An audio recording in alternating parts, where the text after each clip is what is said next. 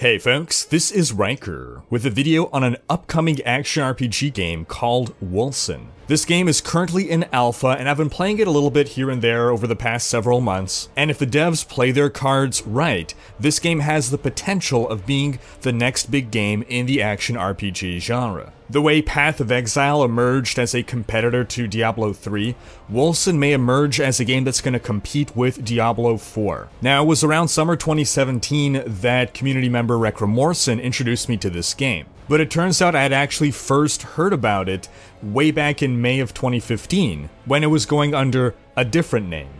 Umbra. Back in May of 2015, the developers began a Kickstarter project. They had this grand vision for an action RPG, and they were seeking $225,000 to kickstart the project. Now, a lot of video game Kickstarters fail, but this one succeeded, and not only did it succeed, it managed to raise over $405,000. For fans of the classic action RPG, you'll be happy to know that this game was inspired by Diablo 2. And the developers state, quote, "We are mixing the freedom of Skyrim, the action style of Diablo 3, the ambiance of Diablo 1, the graphical power of Crisis, and adding our very own features on top of all that to come up with a unique and powerful gameplay." And to add on to that, from my personal experience, this is a game that appears to have greater depth, greater customization options than Diablo 3, without being as overwhelming as Path of Exile. So it seems to reach a happy middle ground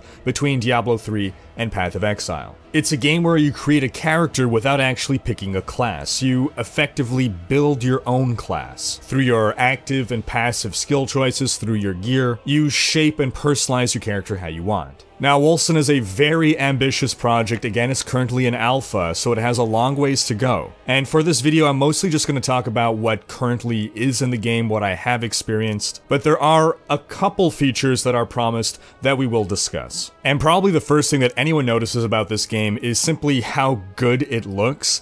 Again, it's running the Cry engine, and it's just gorgeous. Graphically, this is probably the most advanced game engine that I've ever seen an action RPG run on. And one thing the game and the engine allows us to do is actually rotate the perspective around. I don't really know how I feel about this. It's a little disorienting. I can see instances where this would be advantageous, and I do sometimes make use of it, but for the most part I basically just point things north so that I don't get confused when I look at the map and all that. So it's a nice feature to have.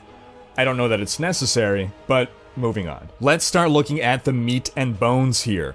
Character creation and customization. So when you go to create your character, you'll notice that you can pick between male, female, you can customize your skin color, you can customize your body type along a slider that you can have some fun with, for sure. And you'll notice that there's no place where you actually pick your class, because again, this is a game without a class. And you can also further customize your face, obviously, pick your haircut, change the hair color, full spectrum of colors here. You can individually customize your eyes. I like to call this one the police officer. Of course, males get the beard options. And most important of all, you get to live out everyone's fantasy of having the world's greatest comb-over. Once you've made a character, as you level up, you'll note that you gain stat points like in Diablo 2. In this game, they're called Ferocity, Toughness, Agility, and Willpower. Ferocity is basically strength. It affects your melee damage, it affects your melee crits, it affects your attack speed, and to a degree also your defense. Then you have your toughness. This affects how much health you have, this affects how quickly you regenerate your stamina, and we'll talk more about stamina in a bit. And this determines your damage resistance. It also affects your defense regeneration, but that ties into a system that is a little complicated to explain, that is beyond the scope of this video, but if we do more videos on this game, we could get into explaining these things. Next you have agility. This determines your dodge chance, it actually determines your move speed as well, and your damage and crit modifier for ranged attacks. And then we have willpower, which basically determines your spell damage, your spell resistance, and even your health regeneration. This is the one surprise here. Increasing your willpower actually increases your life per second. Now, I know a lot of people really enjoy having these stat points that you allocate every level. In Diablo 3, we don't have this, and personally, I don't care much for this kind of system.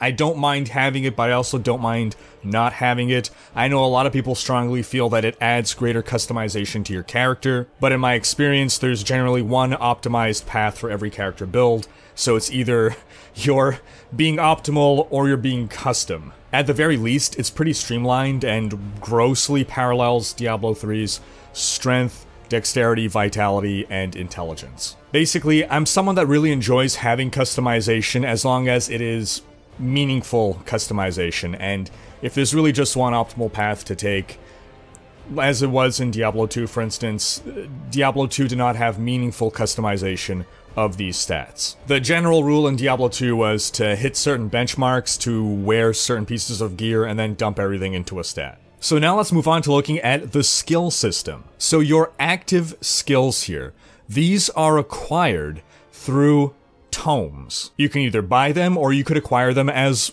world loot drops. This is very similar to Diablo 1. You right-click on a tome to learn the skill, and that's sort of how you build your own class. Then as you use your skills, these skills accumulate experience points and can level up. So this again is a little bit closer to Diablo 2, where you have the skill tree and you can put more points into a skill.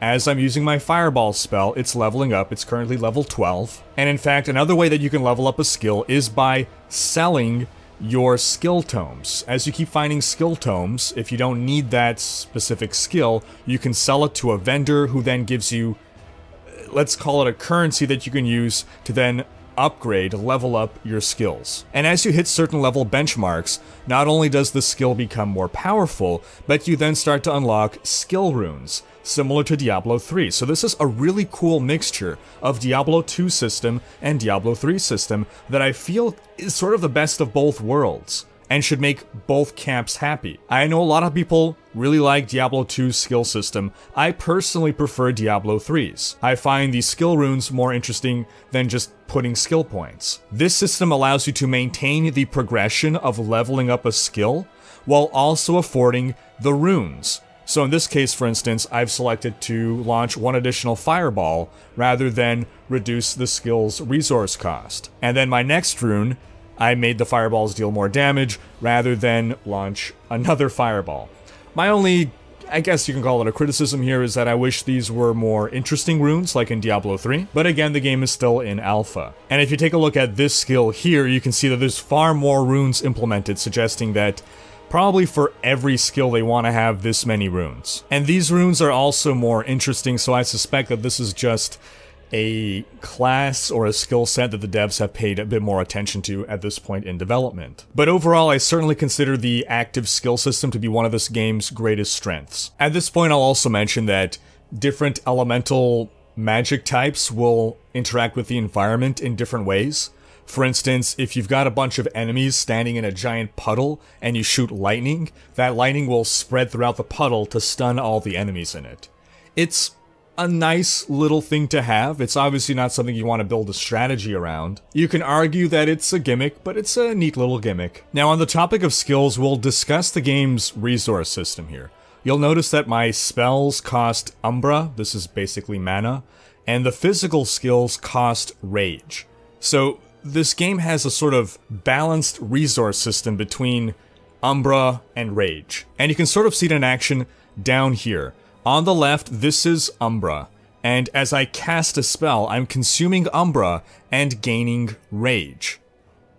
And then if I activate a Rage costing power, you'll notice that that gets consumed and dumped back into Umbra. And this is one of the reasons why I feel that this game will likely see hybrid classes being pretty powerful, because you'll probably want to have something that uses up your Umbra, and then you're going to want to dump a lot of Rage to quickly build back your Umbra. I don't know that that is currently an optimal strategy in this game, but I do hope that it develops into one, that this is something that will set this game apart from other action RPGs. In general, in action RPGs, to be optimal, you always focus on one thing. You're either a melee dude or you're a spellcaster. You're very rarely both. So if this game can develop along a path to allow those to be viable and powerful builds, I think that could be really cool. And then the final resource is stamina. You can see these 4 little stamina globes I have here. It's because every character has the vault, the Demon Hunter vault.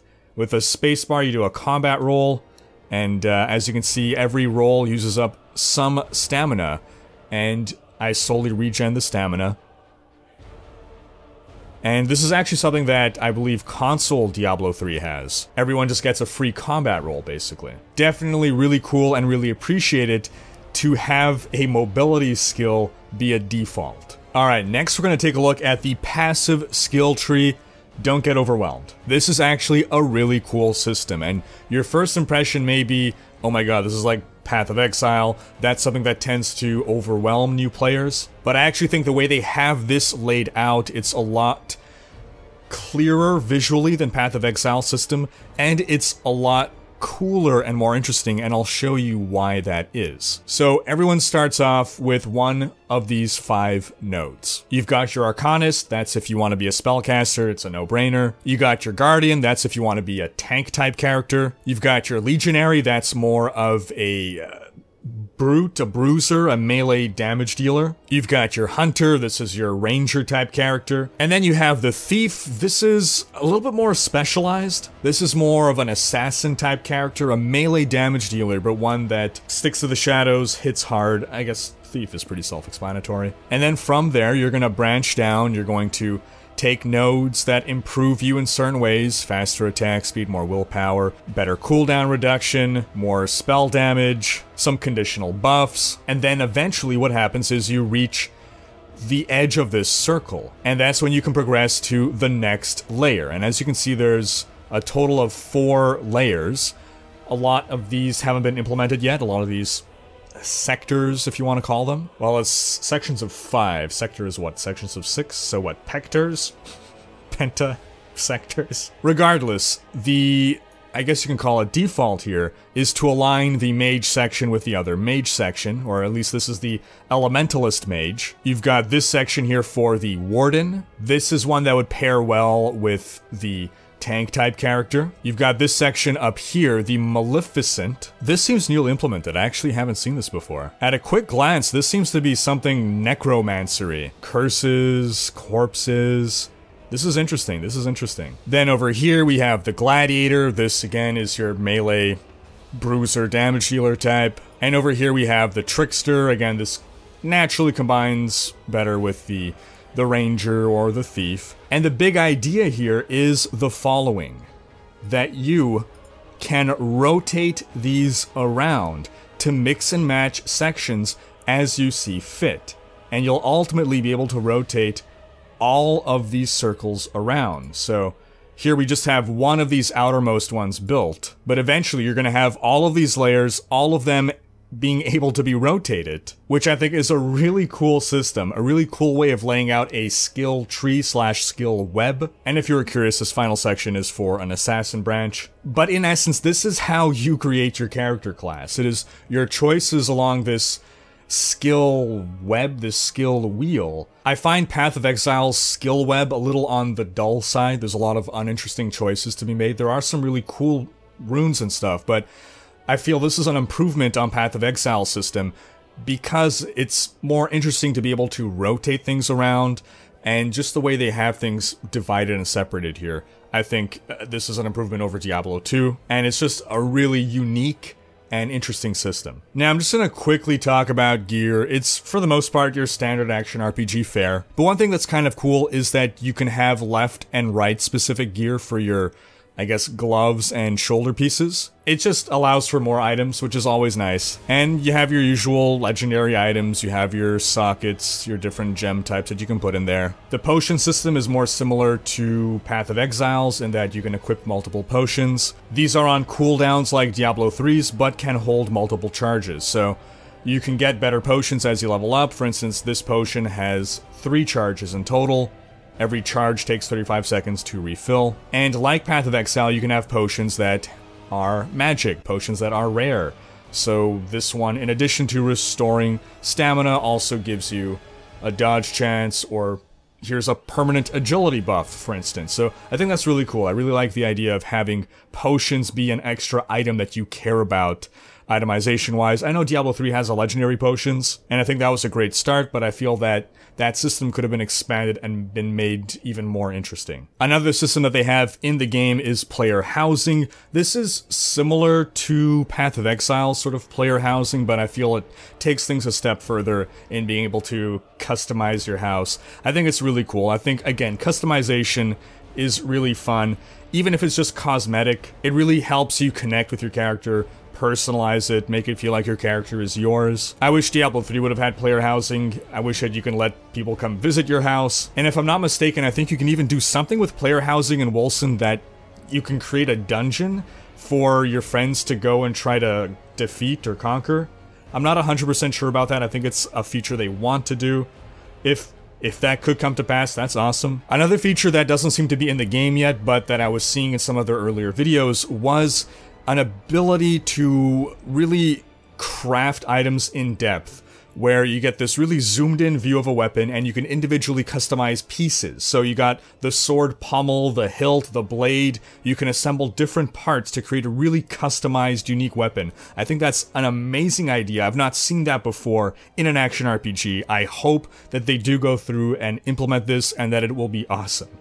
Now, the last feature that we'll talk about here is one that is not yet in the game, but it has been touted as a major feature from the Kickstarter, from this being called Umbra, and it's something called Apocalyptic Form. And how it works basically is that as you're leveling up, the game will read your playstyle and develop certain mutations for your character for when you go into your apocalyptic form. So for instance, if you are a melee type, your form might have a third arm to wield another weapon. If you're a fire mage, you might turn into lava. And I'll quote this from the devs: "Quality of action, loot, and personalization are keys for a good hack and slash game."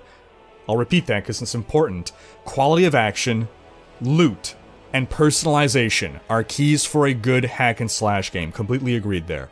By mixing these three elements, we designed the Apocalyptic Form feature that will allow you to handpick mutations for your character, such as wings or horns, and create a powerful war form for your character, affecting both your look and playstyle. And the idea is that at high level, every player is going to have a different apocalyptic form. It's going to be unique, tailored to you. It'll be based not just on your playstyle, but also on your story decisions in the game, apparently. And some of the features or mutations or upgrades your form may have are demon wings that will allow you to leap across a great distance and crush enemies around you. You might get, again, that third arm for another weapon. You might develop horns that allows you to bull rush enemies and knock them down. You might develop that body of fire where you won't take fire damage anymore and will actually be healed by fire. You may develop a body of shadows, which will give you a huge boost to your attack and movement speed, as long as you're standing in a dark area. You might have the aura of death, which will make undead rise everywhere that you walk. You might just be bigger. You grow into a giant. Or you may gain the tornado mutation that allows you to basically be a whirlwind barbarian, but that vortexes in all nearby enemies. Now, the system sounds very cool, but I do have some concerns, and those concerns can be summed up in one word: Archon. I would hate for this to become like Diablo 3's Archon for Wizard. Basically, for the longest time, Archon has been such a powerful wizard skill. It is a form that you change into, and then you have a limited number of skills that you can use while in that form, and as an Archon, you're just like every other Archon, and the gameplay becomes all about getting back into Archon as quickly as possible. And you may say, well, they just said that every form will be personalized. While that is the case, my other concern is that it'll force people, in order to produce optimized builds, to play the game and make all of the same choices in order to arrive at the optimal apocalyptic form. So that's something that I'm quite concerned about, because it would take something that is conceptually really cool and just boiling it down to a standardized set of buffs, a recipe, a formula that you're going to enforce upon players, or that players will enforce upon themselves in order to be optimal. And that's going to basically wrap up our overview of this game. Wolcen is currently available on Steam Early Access, but I do have to stress it is in alpha right now, not beta, alpha. So if you are going to get this game and try to play it while it's in alpha, just be aware that they frequently do character resets, so you're gonna have to remake your character. I know, in my specific case, the game crashes a lot for me. Honestly, that's my only real criticism about the game, but it's alpha, it's expected. Beta is where they start doing optimizations and fixing that kind of stuff. The game is currently only single player, but they will be making it multiplayer. And overall, there's not a ton of content to experience right now in the alpha, and that's partly by design. They don't want to reveal the whole game, the whole story. Think of Diablo 3 beta. You're able to play up to the Skeleton King, and then, you know, the team just didn't want you to see the rest of the story. So overall, I definitely feel that Wolcen is a game to keep an eye on. Is it worth buying right now? It's more about buying into the vision. If you're gonna buy Wolcen now, it's not gonna be for the current experience, but rather because you believe in the vision, you're buying into the vision, and you feel that this game is gonna go places. And I really do believe it has the potential to be one of the next big action RPGs. The question is, can they release it before we see another major release in the genre? Because if, say, Diablo 4 releases before this game, it may be too late. Unless Diablo 4 is bad. I guess there's that. But take Path of Exile, for instance. It was lost in the shadow of Diablo 3, and it took a while for Path of Exile to fight its way outside of the shadow of Diablo 3. So if Wolcen could release before Diablo 4, it won't have to fight that uphill battle to earn its place on the shelf of action RPGs. But leave a comment with your thoughts. What do you think of Wolcen? Do you like what you see? Do you see potential here? Is this a game that you think you might play? Sound off in the comments. But that wraps up this video. Thanks for watching. Special thanks to my Twitch and Patreon supporters for making these videos possible. If you like what you see on this channel, if you want to support the creation of more videos, you can head on over to Patreon, where we've got a bunch of rewards for backers, including monthly meetups, Q&A, and more. If you enjoyed this video, please share it, check out these other videos, and subscribe to join Rhykker's Raiders for more gaming content.